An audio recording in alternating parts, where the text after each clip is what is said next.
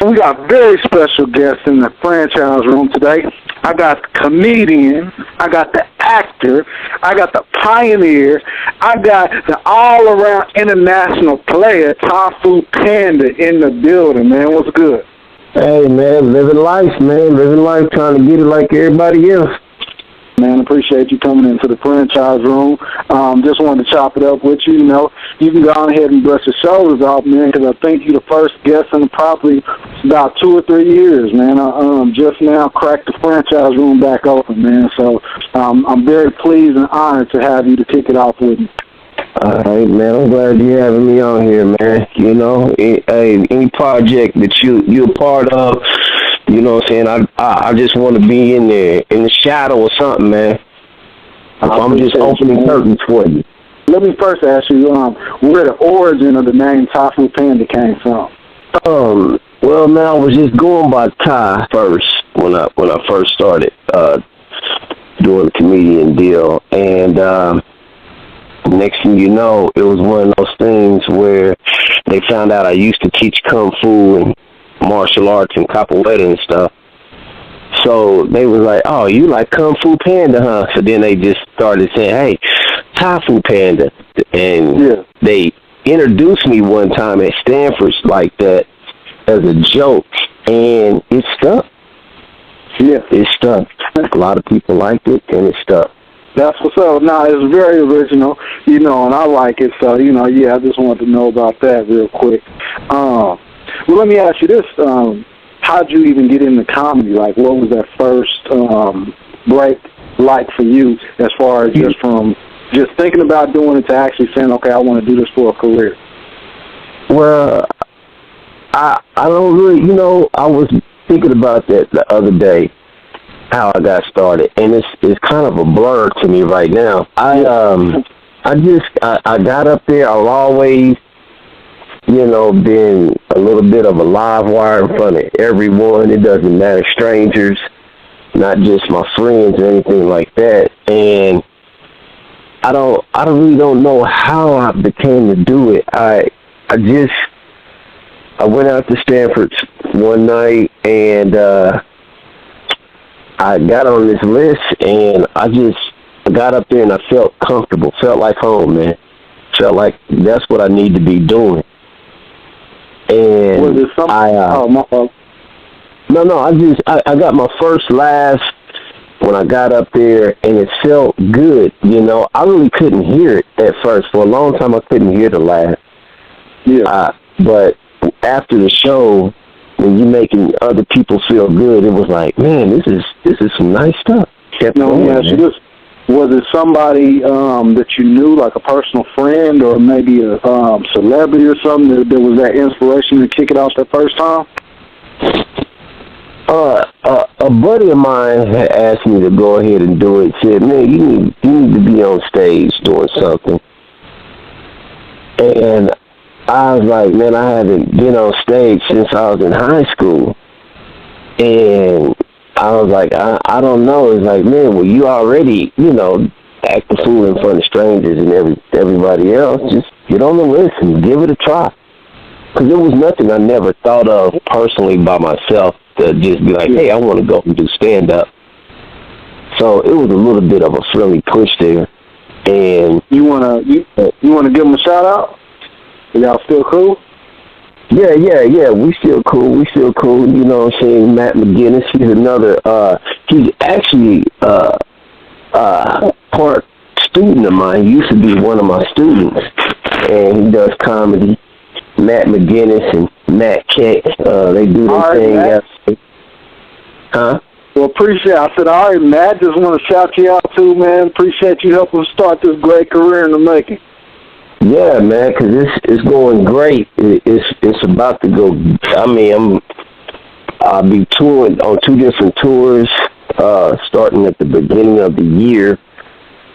I'm already traveling and doing my thing, so it's great, man. You get to meet so many new people and good people out there, you know, and a lot of people. When strangers tell you that, hey, you're blessed and you're on the right track to doing something, you start to listen a little bit and say, okay, well, maybe I'm doing something right in my life. So yeah. For somebody who's never heard or seen your comedy, how would you describe it to the person listening out there that's never heard or seen you before? Well, I got a lot of energy, man. A lot of people have been comparing me to like doing like a Eddie Murphy, a Martin Lawrence. Although I can do clean comedy, well, you seen that personally. I can do clean comedy, at request. But, yeah, but, if they want it clean. Yeah, if they request it. But, pretty much I'm just going to go off on my life and my environment and what I've been around, And I just speak on a lot of my experiences and how I feel about different subjects, different things that we see every day. And that some stereotypes are just, they true. They have some type of validity to them. Yeah. And I just speak on a lot of stuff that a lot of people don't like to talk about. Right. The little taboos in the world. Yes. People get upset about race, religion, and politics. And I like to talk about all that. Another one? Yeah. I talk about all of it, see. Let me switch gears for a minute, because you just said you like to speak about your life. I got a two-part question. The first one is, because, man, when we in the franchise room, man, my thing is I want people to have a greater respect and a greater connection to whoever I bring in the franchise room before they was in here. So maybe sharing things that people don't know. So I got a two-part question. The first is, what has been your greatest achievement as far as either in comedy specifically or just in life? And what's been your greatest setback and how was you able to overcome it? You can answer in any order you want. Wow, greatest achievement. I would say being able to be blessed to be an example, to go to college and get my bachelor's and be an example to make sure my kids are able to do it. So now I'm able to put my kids through college because they like, okay, if Dad can do it, we can do it. So me just getting my bachelor's, I thought that was a great achievement. But having my kids follow behind that and want to do better than that is the greatest one. Straight up. And that right there, I can never top that. So they're wanting to be the best, because when I look at it, being in charge of another human being's life is a huge responsibility. And for me to be able to put something positive in them to grow, to do something better in life, and not just sit and be like, oh man, we was poor, we had it bad, and woe is me. For them to say, man, if Dad can get it, I can get it. So that was bigger than what I thought it would be. And the biggest setback, I'll say, I had the same disease Bernie Mac died of, which is sarcoidosis. Okay. And a lot of people don't know that, and they don't see it in me because I never show it. I don't really talk about it either, which is one of my faults that I need to get over. But being sick, man, and hurting, I hurt every day. And instead of sitting there being like, man, I'm in pain, I shouldn't get out the bed, I have to literally force myself out of bed every day. And to be able to go and get on that stage and make somebody feel good helps me. It helps me get over my sickness as well. So the setback for me would be, I did get sick, but then not just sit on it and say, hey, woe is me. you know, comedy and take the stage. That's what helps me get over it. Big time. And so when you first said something to me when we was working on the play, and when you first said something to me, I didn't really think nothing of it, because I had a lot of other people coming at me the same way, which, you know, is neither here nor there. But then after you said it a couple more times, I was like, okay, man, you know, it's something else going on that I don't know about, you know, and it just really opened me up to you a little bit more, you know, and so I take my hat off to you. And with that being said, I just want to shout you out also, because about 2 months ago, I was in a fire, real bad fire, house fire, burned my arm and stuff real bad. And it's like a lot of people who I've been knowing for a long time, who I thought was going to be there, even say, how you doing? They was nowhere to be found.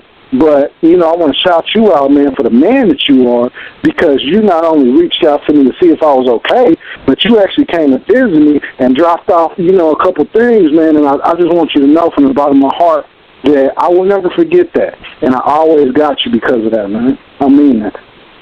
Hey, you know, I never, you know, did it for, you know, any type of blessing or anything, man. If I got it, I'm gonna give it, you know. And hell, if you need more, you know, because I'm like, I don't want to give somebody, like a lot of people only give because that's extra to them, instead of just giving.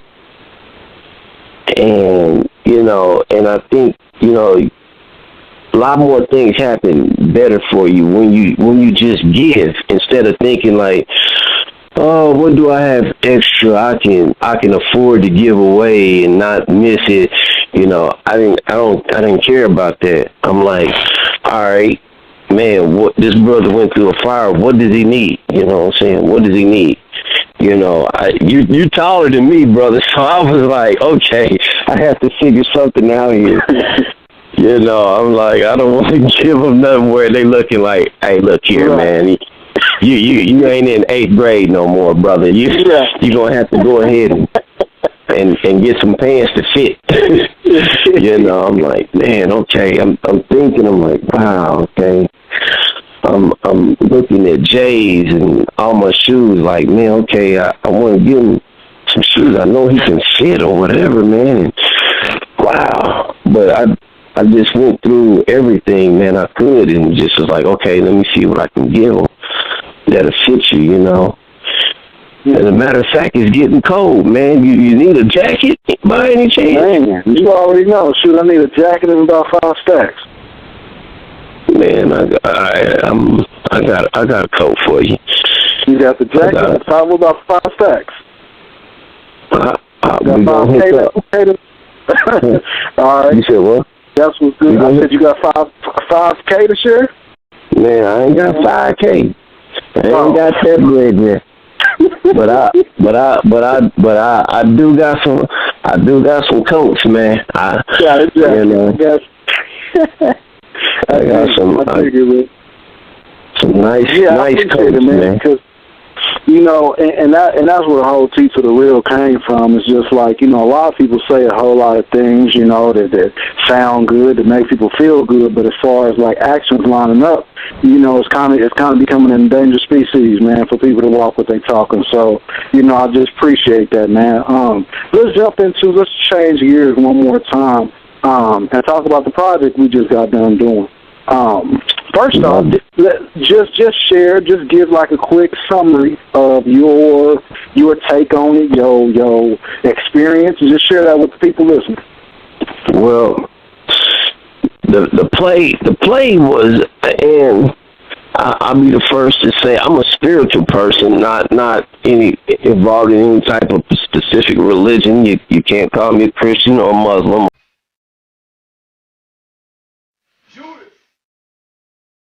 Iscariot. I'm a betrayer. I'm a treasurer.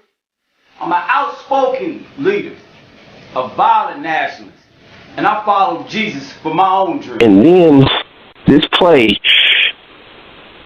you know, I mean, you got the disciples when they was with Jesus and everything, and you know they in this dream. that the whole play, I was down on my faith. I'll be the first to tell you. I'm like, look, Jesus ain't listening to brother no more. He ain't listening to me. So I'm gonna do this play for credit, and I'm not, but I'm not really into it like that. I was just looking at it as I'm gonna do my job, and give it 100.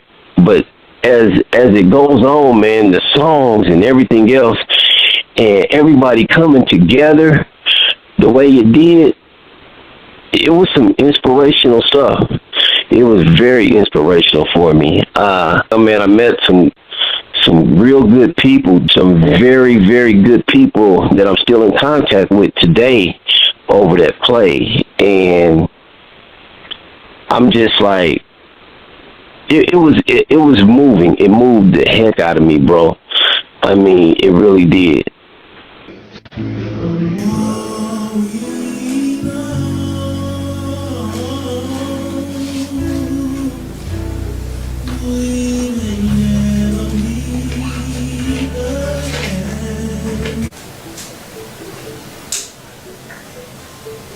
Time for my betrayer is at hand.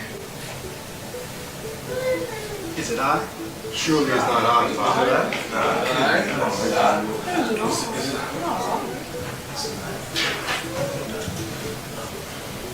The one that I give this piece of bread to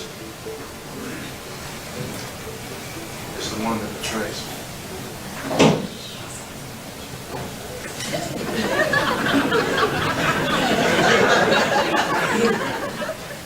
What you do quickly.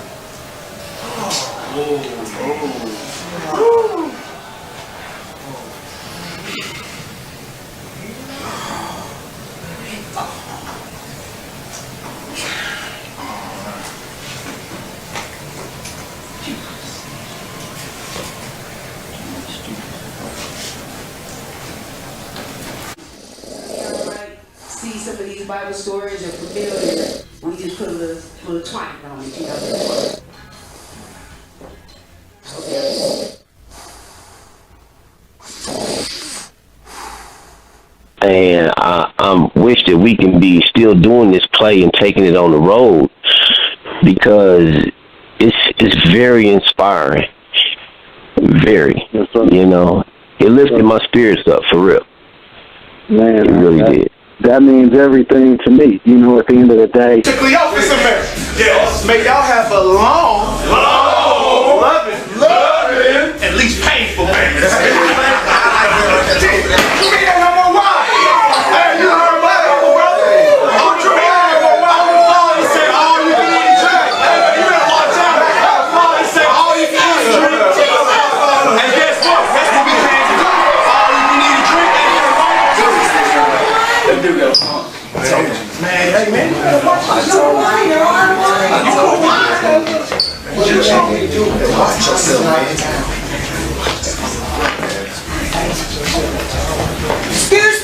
Excuse me. Okay, all right. Excuse me. Yes. This is the Messiah. Hey. Do whatever he tells y'all to do. What's up on Here's your time, son. Water Jesus came with that.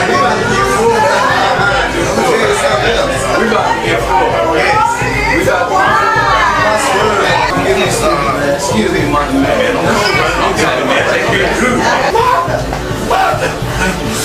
Martha, he just didn't make a plum about it. He feels this big old pie. Big old pie. Gonna get right tonight.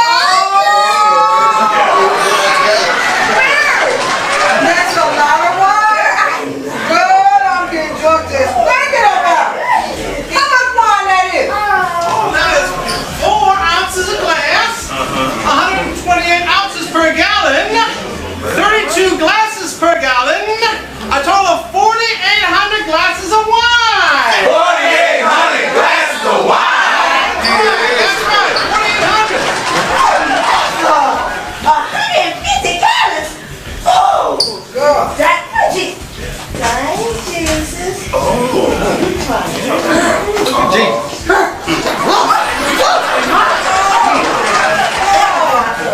Jesus don't pay no attention to her.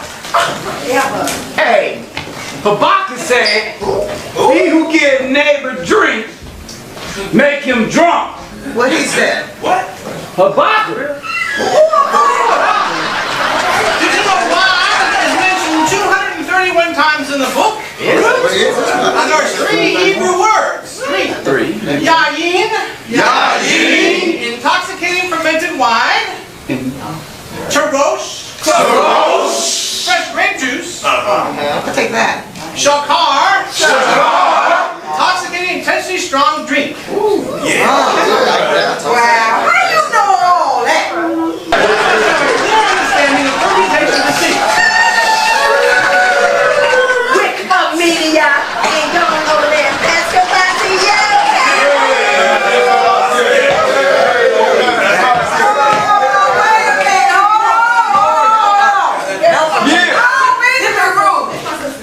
Where's Trey Song when you need it?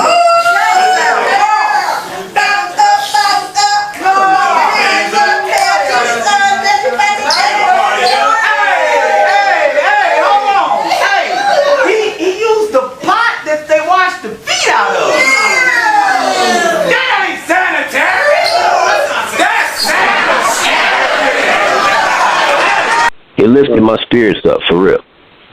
Man, It really did. That means everything to me. You know, at the end of the day, I look at it a little bit different than everybody else. You know, and so when you say that you couldn't hear the laughs for a minute when you was doing the comedy, I get that.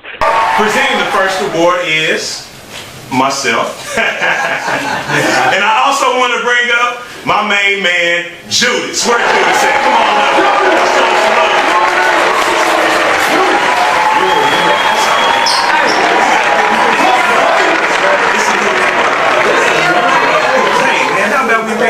Okay, yeah, man. There you go.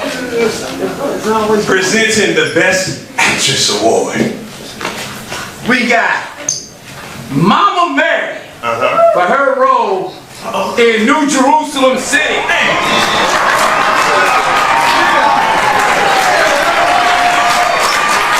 And there's that sexy Titus Barrett in her role in Annie Mae has a sex change in the city. And the third nominee is Mary Magdalene for her role in Waiting to Make Bail.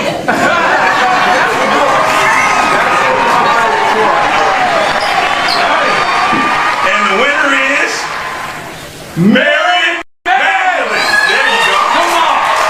Come on, Mary.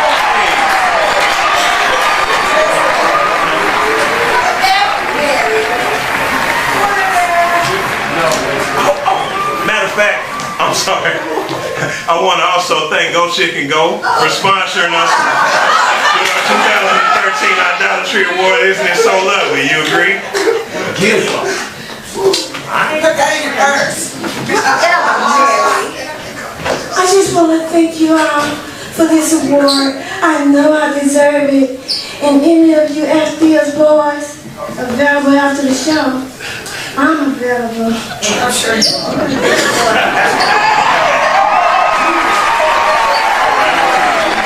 You know, when I'm producing a play that I've written, and a play that I'm directing, and a play that I'm in, it's real hard for me to fully just receive the same experience that everybody else does, you know, because I got a lot more weight on me. And then just at the end of the day, it's kind of hard to just appreciate the process. That's something that I'm teaching myself how to do every single thing that I do now.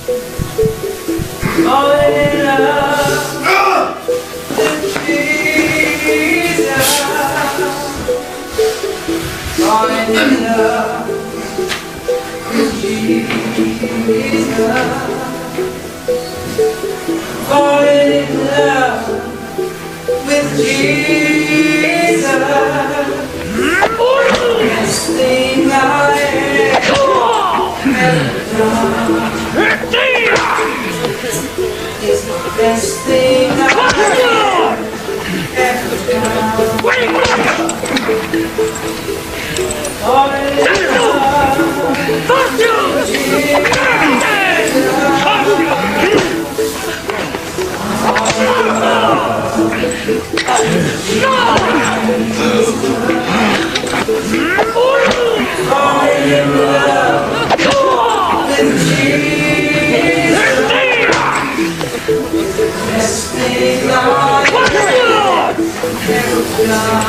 I was very impressed. I was impressed with how everything came together.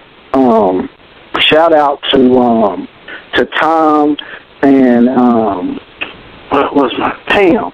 Tom and Pam at the Westport Coffee House. Shout out to them on the great hospitality for allowing us to use that facility. Shout out to Garrison Community Center and Greg for letting us use that to rehearse. Shout out to every single person that was in the show. Shout out to everybody that came to the show. Shout out to everybody who had any type of hand in the success. And even if it was just a sharing a video or something else, I just, on behalf of everybody, want to say thank you for that. I got set back with the fire because I didn't have a laptop for a minute, and then I was blessed with another one. And so I just now started editing it, and it should be ready. I want it to be ready by Christmas, but it should be ready by the end of the week. And I definitely going to get you a copy, bro. And we definitely going to do it again. Definitely. For me, just seeing it come together with 3 days of rehearsal with the entire cast, having really, I think it might have been over half the cast came from out of town, with all these different things coming into play, and just to be able to stand on the stage at the end, and I asked people, hey, did y'all enjoy it? And the audience said, yeah. That, it was worth it all to me, man, and I really appreciate the experience, appreciate you being a part of it, for real. Man, that was huge for me, man. And just the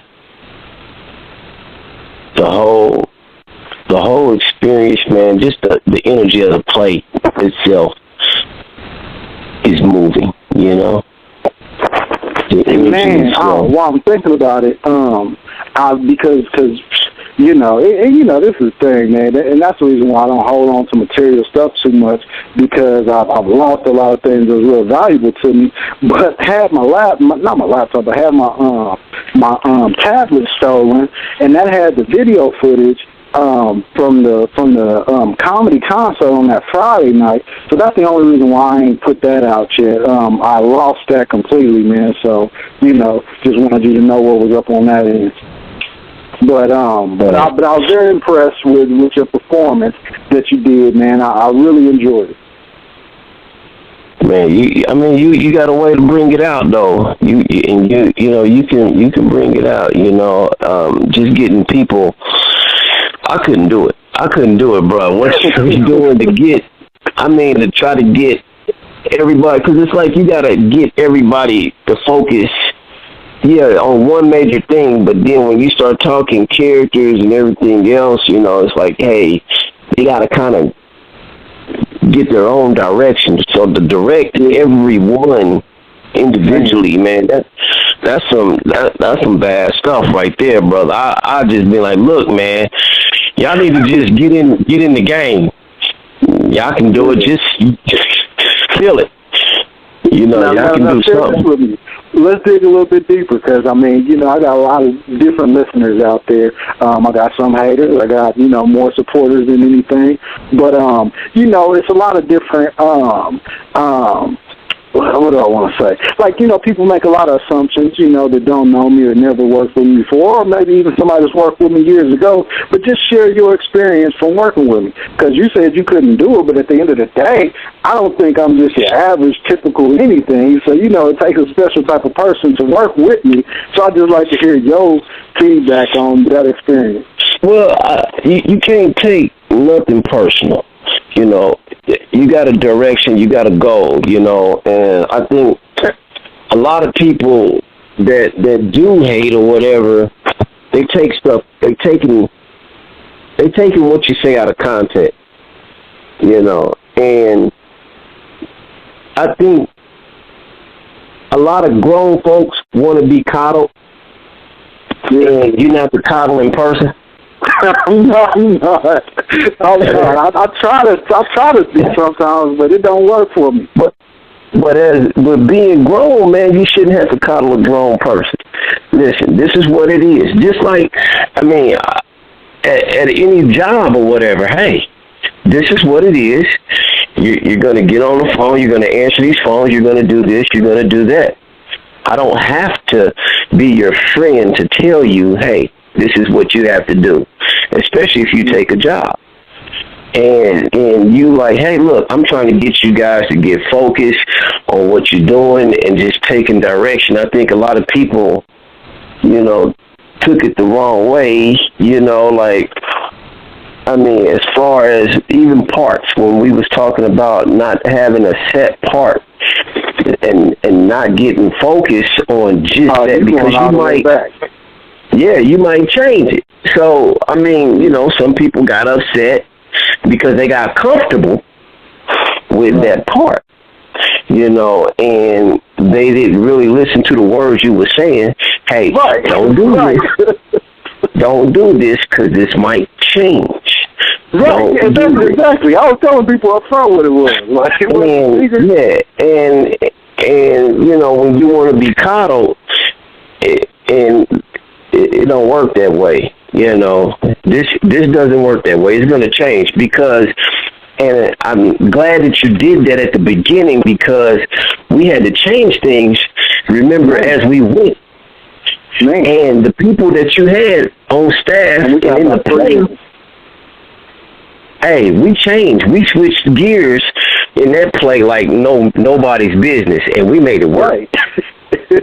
That's real. Man, let me just share with everybody like how you became a part of it, and just because we got about 2 minutes left, and you played the part of Judas, and I was real skeptical on how am I going to fill this role, man, like, because I had different people in and out of the role, and they either wasn't comfortable with it or they just wasn't a commitment type, and so you were somebody who didn't even have a set role, but you kept coming to rehearsal, kept telling me that you wanted to be a part of it, and I told you, I said, man, just keep showing up. I'm going to find a way to utilize you. And then lo and behold, it's kind of like people just kind of weeded themselves out. And you was just one of the last men standing, and I was like, okay, how you feel about this role? And you're like, whatever you need me to do, and you did, and I appreciate that, man. Hey, man, there's only been one Judas in history, brother. Nobody wanted to play him. Man, nobody's named their kids Judas or nothing. Man. Shit, well, folks be trying to act like follow his lead, but that's a whole nother story. That's a whole nother show. For sure. That's a whole nother show, man. Any parting words before we get out of here, man? Just really want to thank you again for your time. And can I go ahead and tentatively get a commitment from you for round 2? You sure can. Anytime, brother. I'm gonna be there. Any parting words you want to share with the audience? Listen. Hey, just look me up, Taifu Panda, TAIFU Panda. I'm on all the social sites. I'm on, Christian Mingle. I'm on everything. You can find me. Just look me up. I'm the only Taifu Panda out there. TAIFU Panda. And hey, just support us. Just support us, and we'll get love back. Just support us. All right. Appreciate you. Keep your head up, man. I'm gonna be praying for you, and we're gonna go ahead and get this illness conquered, man. And we're just gonna live life to the fullest, man, because we're about to set trends for real, man, and be pioneers blazing trails. So I really appreciate you, my brother, man. For real. Appreciate you, T-Real. We're in the franchise room, and you tuned into a very, very, very special show. How y'all doing tonight? Y'all ready for a good show tonight? That's what's up. That's what's up. We all know Richard had a whole bunch of wives in his lives, right? He sure did. For us, we can't do that today, can we? Y'all ladies ain't having it, are y'all? Y'all be like, number what? I'm number what? Oh no, Keep your ring, baby. Keep your ring. I don't even like being number 2. I wish I would be number 4, 5, and 7. I'd be like, something wrong. Somebody must don't want you or something. Like number 7, wouldn't that raise some flags? You'd be like this. Oh, what's wrong with you? let me reevaluate this. See all the beautiful ladies right here in front. Did y'all, now I know y'all been around, right? You know what I'm saying? So y'all, that means, no, that's a good thing. Y'all seasoned. This is a lights up edition of the Pryor Empire, a Richard Pryor tribute by Timothy John. My name is Panda. I'm going to be narrating this journey through Richard Pryor tonight. I roll this up right here like this. We have a little pre-show. Now, the differences is, though, between the sexes, though, between men and women. Women, y'all don't have bathroom etiquette like we do. Bathroom etiquette. Didn't know. Didn't know. See, y'all can go and hold each other up. Girl, don't let me touch this toilet seat. Girl, it's that. Hey, I'm not sitting on this thing. Y'all have mastered the squat, haven't y'all? Y'all have mastered it. Y'all know what to do. Y'all can ask each other for toilet paper. You can reach up under there and be like, hey girl, you don't even have to know her. You got some toilet paper over there? Okay, here you go. Y'all tear off some sheets, here you go. Let another dude's hand come up under. I'm telling you, your man come back with his hand like this. What happened, baby? I messed up. Bathroom etiquette. I stuck my hand under there and asked for some toilet paper. You better wipe with your sock or your shirt or something. We got Thai Food Panda. What's going on? What's up? Sum up the show in one word. Funny. Hilarious. Hilarious? I have to go with hilarious. Hilarious? All right. Definitely. Richard Pryor ended up on the Ed Sullivan Show. How you guys doing? How you doing? I used to think my parents didn't like me. They used to send me to the store for bread, then they moved.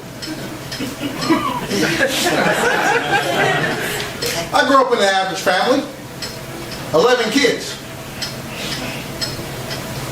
No mom and dad, just kids. My father was Negro. My mother was Puerto Rican. We lived in a Jewish tenement building in an Italian neighborhood. Whenever I go outside, they be like, get him, he's all of them. You know, you gotta watch these cabs in New York. I'm like, hey, I want to go to 39th Street. Like, what's the name of your cab? Off duty. Guess you guys, nobody takes a cab in here. Anybody ride the subway? No subway in Missouri? No. Oh, okay. Well, you gotta watch out for pickpockets. Oh, yeah. One time, guy had his hand in my pocket. Said, hey, what are you doing? Looking for change.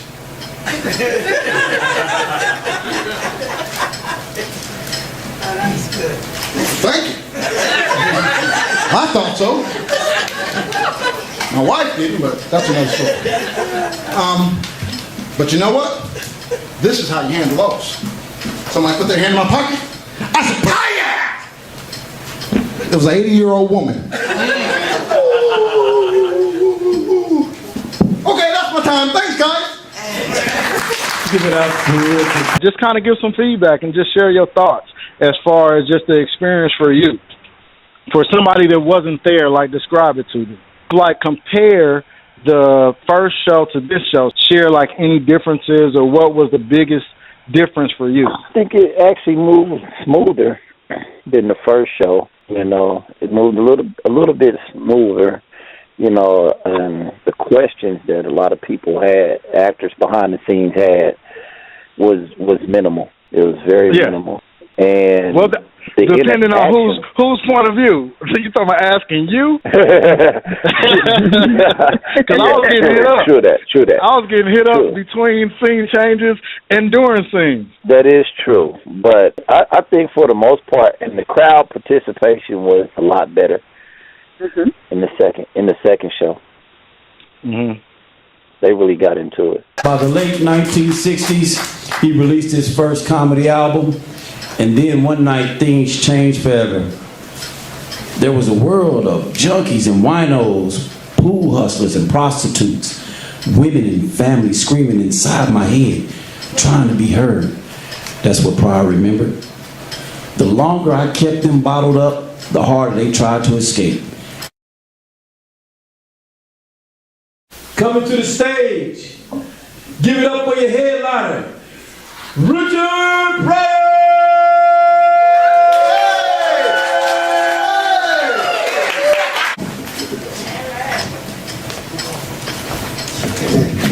Let's give it up for the brother putting something on the table.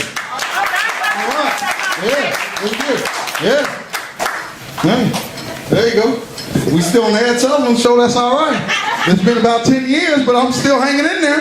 There you go. Hey, how you doing? Hey, how you doing? You all right? You all right? All right. I used to panic. Used to have anxiety problems. Then I started smoking marijuana. Anybody know anything about that? No.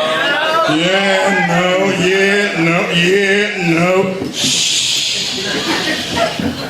It eased my pain and insecurity. Turned me into a whole new man. So I decided to get a little deeper in my material. During one performance, I repeated the most offensive word ever used in the context of black people. She choking. Somebody give her some water.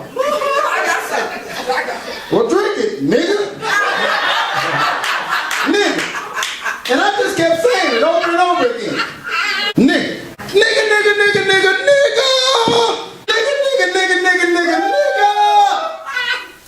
I said it like I was a Klansman. Nigga! Fee, fi, fo, figure. Hello, I'm a nigga. Hello, my name is Richard Pryor, and I'm a nigga. Maybe you didn't know. They didn't tell me till I was 8 years old. What's this? Police kill more niggas than the KKK. Like, how do you accidentally shoot a nigga 6 times in the chest? Like, oh, my gun just fell and it went crazy. That's okay, you don't have to hold that heavy laugh in. That's how you fart. You gotta just let it out sometimes. That's all right. That's all right. That's all right. But then I started doing cocaine. Hey, chill out. I just started snorting little tiny pinches. Hey, I said, I know I ain't gonna get hooked. My friends, they've been snorting for 15 years and they ain't hooked. White dude gave me some stuff one time and told me I was gonna be tripping. I said, I ain't going nowhere without my luggage, Jack. She laughed some snot out. Look at them niggas rolling. Yes. Just pinpoint like how it was smoother, how the mindset changed and got different. Because I think that's something that the audience will really appreciate. It seemed like the less people we had running around, the better it made the show. Okay. and people playing dual parts and everything else like that was wonderful. People, I mean, the ladies got to the mic, got to singing, and then when we had the second show, the second part of the show of the evening, right? The callback for the scene, basically the standing ovation for the encore for the one of the scenes. Oh, you talking about yeah. Soul Train. The Soul Train scene. When I was Richard Pryor was going up and I was doing the comedy, and out of nowhere they just started beeping, tooting.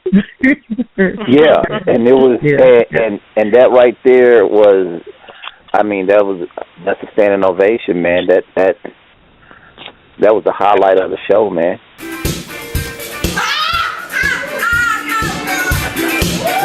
Go ahead, pump it up. Go ahead. Come on, DJ Larry, pump it up. Get these people up out this seat. Go ahead. Get up out y'all seat if y'all want to. Toot. Hey, beep. Yeah. Come on. Toot toot. Hey. Beep beep. Come on. Toot toot. Hey. Beep beep. Give it up. Bad girl. Talking about the sad girl. Bad girl. Yeah. Talking about the sad girl. Bad girls. Yeah. Talking about bad girls. Bad. See them on the streets at night. Look at all kinds of strangers and prices. You can't score in the pockets high. Cause you want a good time. Why don't you ask yourself who they are? Yeah, yeah. Like everybody else, they wanna be a star. Yeah, hey, hey, hey. Talking about the sad girl, yeah.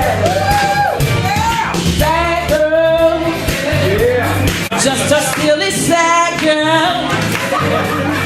Talking about the bad girl, yeah. Talking about bad, bad girls, bad.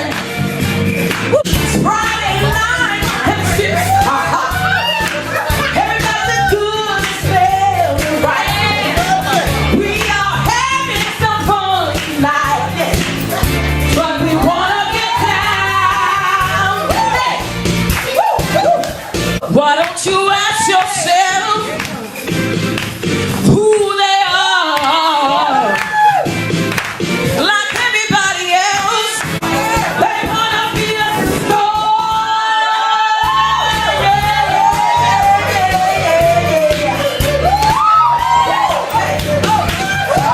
The sad girl, talk about sad girl, talking about bad girls. Bad girl, you sad girl, you just a dirty bad girl. Hey, oh, too cute, hey, baby, too cute, hey, baby, too cute, hey, baby, hey, woo! Why don't you ask yourself who they are? Like everybody else, they wanna be a star. Hey, hey, Beep beep. toot toot. Hey, Beep beep. toot toot. Come on, everybody. Beep beep. Come on, come on. Toot toot. Hey, toot toot. You got time?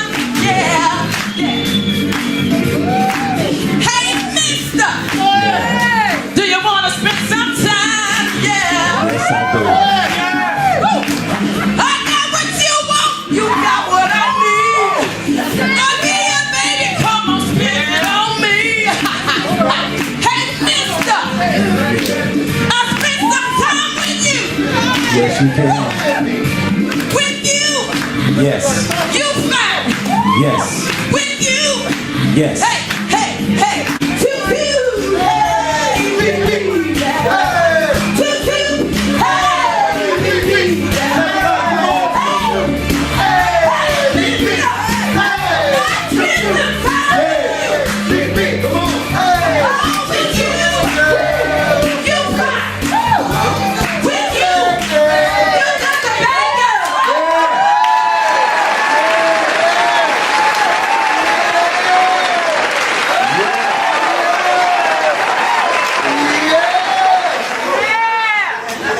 Bring that sign back. See, that's what happens when you do something that ain't your job. You're supposed to be grabbing signs. Bring that sign back. Open that curtain. Where am I supposed to be performing at? You want to get that sign back? Come on, what do I got you here for, baby? Go get that sign. Okay. Her job was just to come on and ooh, ooh. She can grab the sign. God dang. Trey. I want to get the outtakes for that. We got somebody for the signs, now where they at? Brother couldn't change the signs during rehearsal either.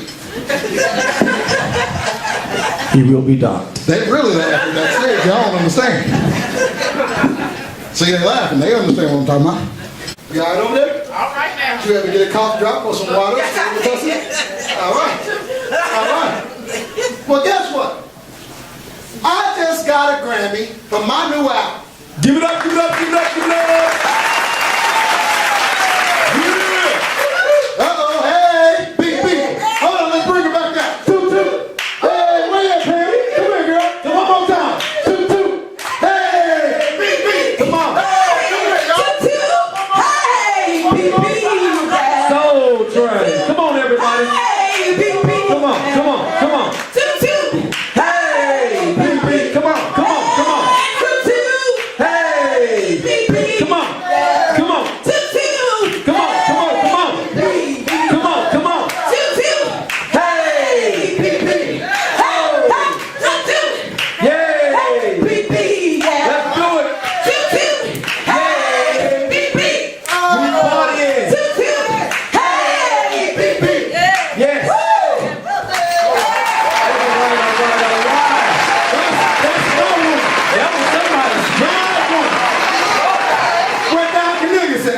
We need about 500 for that one. Y'all know it. Time is money. I was just thanking the ladies for that, because that was a big part of moving smoothly and forgetting about the scripts, you know, and trying to do everything verbatim, but actually understanding the character and knowing what point you need to reach in whatever thing you was in. Mm-hmm. What interested you in being in the show, and then how did you grow from being in the show? Well, for me, you know, being a comedian, I already did a lot of research on Richard Pryor because he is one of my favorites and a pioneer for me in my career. But learning the new things about him, as far as like him writing, like all the white parts in Blazing Saddles, that was new to me.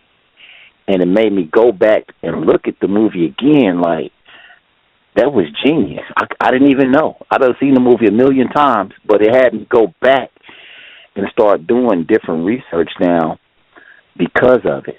And like, okay, maybe I didn't know what I thought I knew. Right. You know. Right. I mean, that just goes to show it's always different layers of people that can always be pulled back. What was your favorite part of the show? And only one person can say Soul Train. I'm gonna have to say the Pam Grier when she told you had to put a raincoat on it, and I had to throw you the umbrella. Yeah. Which, hey, and that was a good throw too. Pretty good throw. I'm about to try my. There you go. I'm gonna put that in there. Somebody write that down. Put that in that sack. I like that one right there. Yeah, let me get a raincoat. Let me get a raincoat. That ain't no fun. Come on. Somebody got a raincoat. Come on. Let's practice it. Raincoat, free you go. You better have a raincoat. You look for nobody. Nobody got a raincoat? Anybody got a raincoat? Somebody better give me a raincoat. Here you go. You got an umbrella? Yeah. That's all right. That's all right. Come on. I got an umbrella with this too. I don't know about that. It's gonna come out, but I think it's gonna come out tomorrow. It might come out, but it might not come out tomorrow. Because this is my body, and this is me, and this is my life. What you choose to do with your body is your choice. That's my but body. from now on, you gonna put a raincoat on or you ain't getting none of this.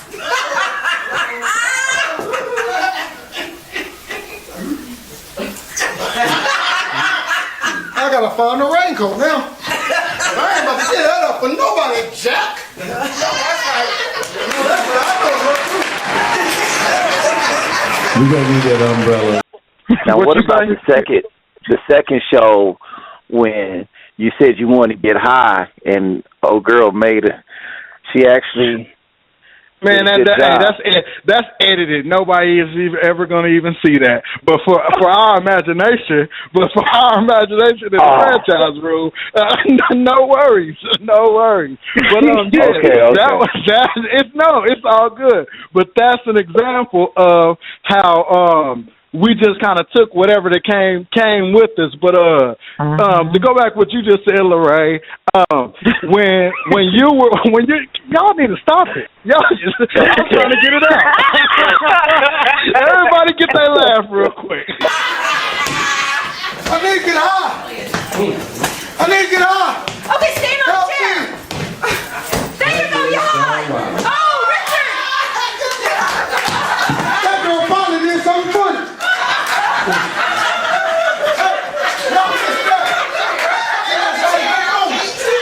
I'll let you ask me one question. Do you feel that from the first show to the second, that actors and actresses that you chosen brought your script to life? I mean, of course, but I felt that the first show, and that's just one of them things where I got to give God the glory, because I felt like it was a pretty simple script, to where it really didn't matter what the lines were, as long as everybody knew the breakdown and kind of like the flow of the show, that it was real good. So yeah, I definitely felt like that. And that's something I can say real quick as I wrap it up real quick.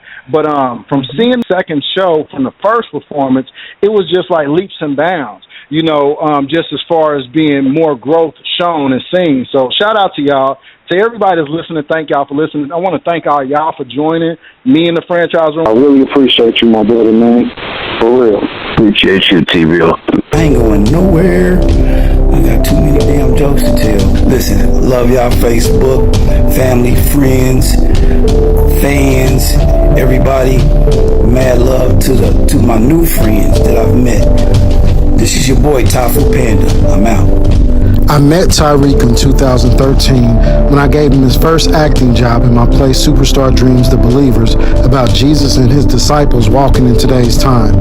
The irony is, he always was quick to tell people he came from a preaching family, but he wasn't a Christian or religious. After that show, he was in my play The Pryor Empire, a Richard Pryor tribute in 2014. Then he helped me host the Joyce Todd tribute in 2016. We had what I considered a close friendship. I'm beyond sad, but more than sad, I'm hurt and feel guilty because we hadn't talked in person in a long time. My friend is gone, but his memory deserves to live on forever. I made this video so that we can have something to hold on to forever. Time is too short, life is not promised. I encourage everybody to communicate with those that you love, apologize when you need to, forgive when you need to. Tarik Hopkins, aka Typhoon Panda, we love you, and your legacy, your greatness will live on forever. Much love. We up here at the play, about to get our rehearsal. God is love.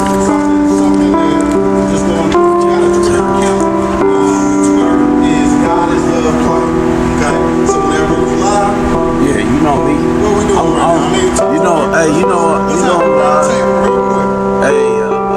This your boy Typhoon Panda. We at the God is Love play rehearsal. We getting this practice on. That was the end of it. God is Love play. Y'all know me. Y'all not about to get it for free. Hey, thanks Doris. I see you, beautiful. Hey, this your boy Typhoon. I'm out.